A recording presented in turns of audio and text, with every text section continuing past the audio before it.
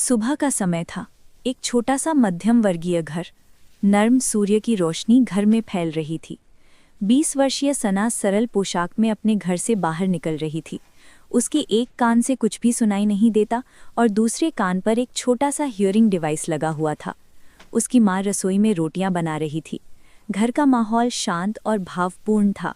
फिर सना स्कूल की कक्षा में पहुंची। शिक्षक बोर्ड पर पढ़ा रहे थे और सना पिछली बेंच पर बैठी थी। उसका चेहरा थोड़ा उलझा हुआ था। उसकी कॉपी खुली हुई थी और आगे के विद्यार्थी उसे देखकर हंस रहे थे।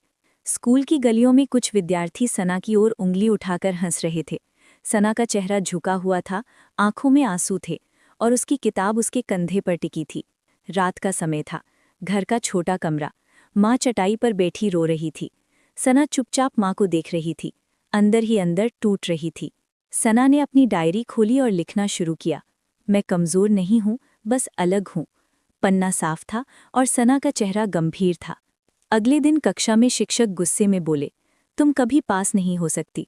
सना का दिल भीतर ही भीतर टूट गया। घर पहुंचकर सना ने माँ से कहा, माँ, मैं एक दिन सबको गलत साबित करूंगी। सना के पिता मेहनत करके पैसे जोड़ते थे, थके हुए थे लेकिन हिम्मत नहीं हारते थे। फिर उन्होंने सना को हियरिंग डिवाइस दिया।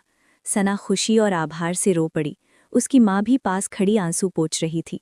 सना ने पहली बार पक्षियों की चहचहाहट सुनी। उसके चेहरे पर आंसू और मुस्कान दोनों थे और उसका दुपट्टा हल्की हवा में लहरा रहा था। स्कूल में कुछ बच्चे फिर उसका मजाक उड़ा रहे थे, रोबोट कहकर हंस रहे थे, लेकिन इस बार सना ने झुकना नहीं स्वीकार किया। सना अपने कमरे में बैठकर कैनवस पर पेंटिंग कर रही थी। उसकी हाथों में कला का जादू था। रंग, ब्रश और उसकी केंद्रित आंखों ने चित्र को जीवंत बना दिया। स्कूल के नोटिस बोर्ड पर स्टेट लेवल पेंटिंग कंपटीशन का पोस्टर लगा था। बच्चे उत्साहित थे। सना उसे चुपचाप उम्मीद भरी नज़रों से देख रही थी। प्रतियोगिता के दिन सना ने एक पेंटिंग बनाई जिसमें एक लड़की थी जिसके कान में हियरिंग डिवाइस था और उसके चारों ओर लोग हंस रहे थे। लड़की के हाथ में एक मशाल थी जो अंधकार को रोशन कर रही थी।